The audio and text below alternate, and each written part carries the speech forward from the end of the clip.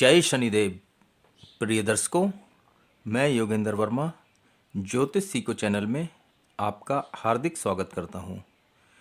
प्रिय दर्शकों, आज से हम एक 12 एपिसोड की श्रृंखला स्टार्ट कर रहे हैं, जिसमें मेष लगन से मीन लगन तक की 12 की 12 कुंडलियों के कारक ग्रह और मारक ग्रहों के बारे में बताया जाएगा। कारक ग्रह क्या होते हैं, मारक ग्रह क्या होते हैं, ये आपको इस वीडियो के लास्ट में उनकी पूरी डेफिनेशन समझाई जाएगी। तो प्रिय दर्शकों, आज का प्रथम अध्याय आरंभ करते हैं। प्रिय दर्शकों, ये मेष लगन की कुंडली है, क्योंकि यहाँ लगन में ही 1 नंबर लिखा हुआ है। आपको पता है 1 नंबर मेष राशि के लिए होता है। आपने अब तक कुंडलियों के भावों के बारे में, राशियों के बारे में, राशियों के स्वामी के बारे में, ग्रहों की मित्रता और शत्रुता के बारे में, ग्रहों की डिग्री के बारे में, ग्रहों की दृष्टि के बारे में, ग्रहों के ऊंच नीच के बारे में, ये सब आप पहले ही पढ़ चुके हैं। प्रिय दर्शकों, ये 1 नंबर मेष लगन की कुंडली है और मेष लगन के स्वामी होते हैं मंगल। इस कुंडली के अंदर मंगल देवता को सुप्रीम पावर मिल गई। जैसे एक चीफ मिनिस्टर होता है, उसके हाथ में सुप्रीम पावर होती है। मेष लगन की कुंडली में मंगल देवता मेष लगन के स्वामी होने के कारण मेष लगन की सुप्रीम पावर मंगल देवता को मिली है। अब मंगल देवता अपने हिसाब से मित्र राशियों को और शत्रु राशियों को अलग अलग डिपार्टमेंट देंगे। प्रिय दर्शकों, मंगल देवता ने सुप्रीम पावर अपने हाथ में रखते हुए लगन में बैठे हुए हैं और एक अष्टम भाव में मंगल बैठे हुए हैं। ये लगन का भाव अपने पास रखा है और अष्टम भाव मंगल देवता ने अपने पास रखा है। मंगल देवता ने शुक्र देवता को, आपने देखा जहाँ 2 नंबर लिखा होता है वो वृष राशि होती है और वृष राशि के स्वामी शुक्र देवता होते हैं। मंगल देवता ने शुक्र देवता को धन, कुटुंब और वाणी का भाव दिया है। शुक्र देवता को अपनी शत्रुता निभाते हुए एक धन भाव में जगह दे दी और एक दाम्पत्य भाव में जगह दे दी। तो शुक्र देवता इस कुंडली के अति मारक ग्रह बने। अब बात करते हैं बुध देवता की। मंगल देवता ने, आपने शत्रुता और मित्रता चार्ट में पढ़ा है कि बुध देवता सभी ग्रहों से अपनी मित्रता रखते हैं, लेकिन मंगल और चंद्र से शत्रुवत व्यवहार रखते हैं। तो मंगल देवता ने बुध देवता को तीसरे घर में स्थान दिया, परिश्रम करने का स्थान, छोटे भाई बहनों का स्थान। तो बुध देवता इस मेष लगन की कुंडली में मारक ग्रह बने। बुध देवता को एक तीसरे घर में जगह दी और एक छठे घर में जगह दी। बुध देवता को इस कुंडली में एक मारक ग्रह की उपधि मिली है।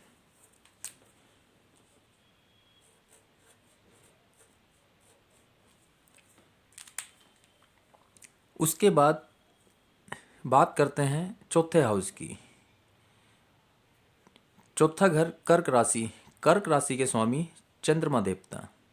तो मंगल देवता ने चंद्रमा देवता को एक केंद्र में जगह देकर अपनी मित्रता निभाई।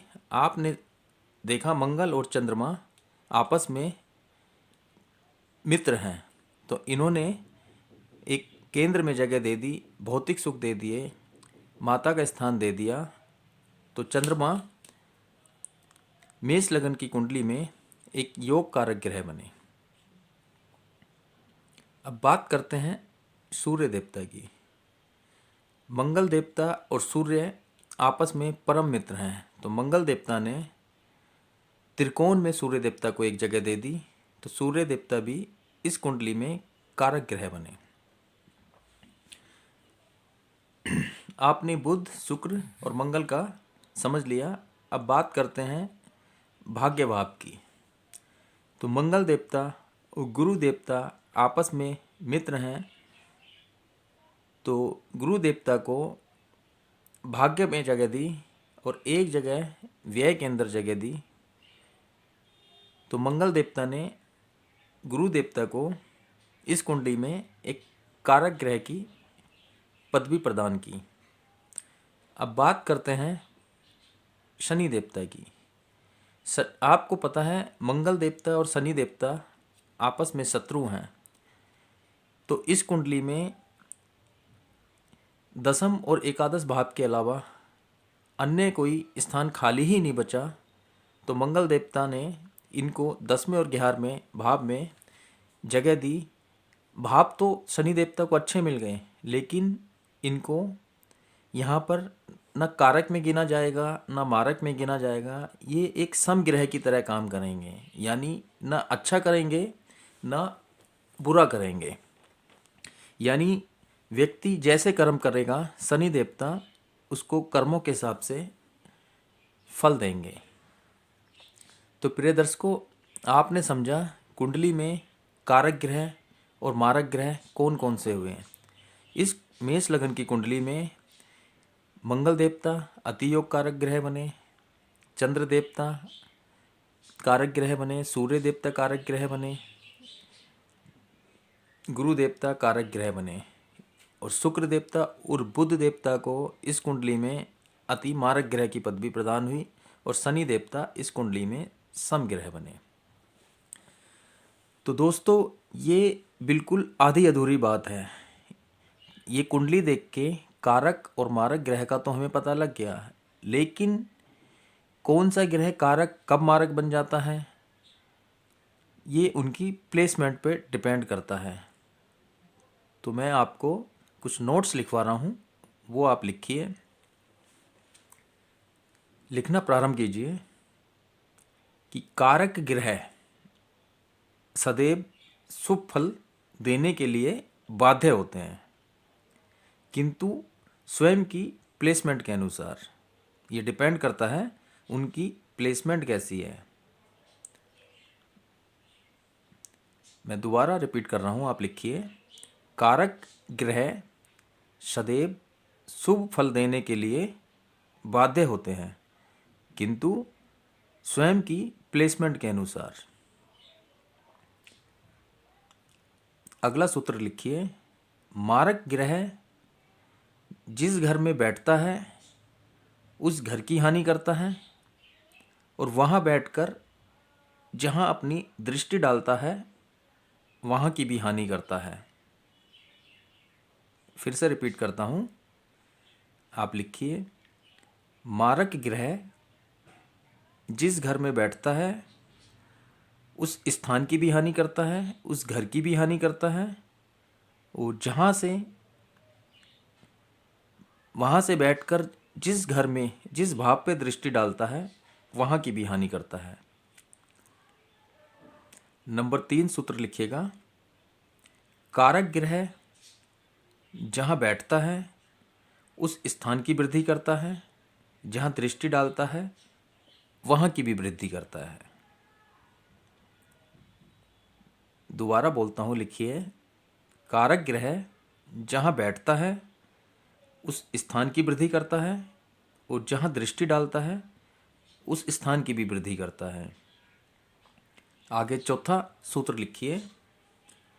कारक ग्रह अपनी प्लेसमेंट के अनुसार कारक होते हुए भी मारक ग्रह बन सकता है।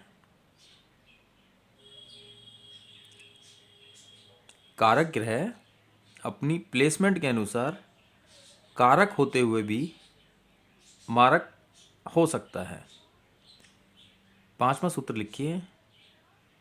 मारक ग्रह सदैव मारक होता है। मारक ग्रह सदैव अशुभ फल देता है जब तक उस पर कोई थ्योरी लागू ना हो। मारक ग्रह सदैव मारक होता है। मारक ग्रह सदैव अशुभ फल देता है जब तक कि उस पर कोई थ्योरी लागू ना हो। छठा नोट लिखिएगा, लग्नेश भी, इस कुंडली में लग्नेश मंगल ग्रह हैं, लग्नेश भी कुंडली में अपनी प्लेसमेंट के अनुसार बुरा फल दे सकते हैं। लग्नेश सदैव अच्छा नहीं होता। तो जो ये 6 नोट मैंने लिखाए हैं इनकी कैलकुलेशन मैं समझाता हूँ। सपोज मंगल ग्रह इस कुंडली में अति योग कारक ग्रह है। अगर मंगल ही उठ के कर्क राशि में चले जाएं, 4 नंबर में आ जाएं, तो आपने पढ़ा है कर्क राशि में 4 नंबर में मंगल नीच के होते हैं। तो 4 नंबर में बैठकर मंगल यहाँ कभी भी कोई शुभ फल नहीं देंगे, जबकि मंगल इस कुंडली के अति योग कारक ग्रह हैं। मंगल इस कुंडली के लग्नेश हैं। आपने मंगल की दृष्टि पढ़ी होंगी। मंगल यहाँ से 1 2 3 4 चौथी दृष्टि दाम्पत्य पे डालेंगे, यहाँ भी प्रॉब्लम क्रिएट करेंगे। 7वीं दृष्टि कर्म भाव पे डालेंगे, यहाँ भी व्यक्ति का बिजनेस प्रोफेशन कुछ भी सेट नहीं होने देंगे। 8वीं दृष्टि लाभ भाव पे डालेंगे, यहाँ भी व्यक्ति को प्रॉब्लम क्रिएट करेंगे, बड़े भाई बहनों से नहीं बनने देंगे, आय के स्रोतों में कमी पैदा करेंगे।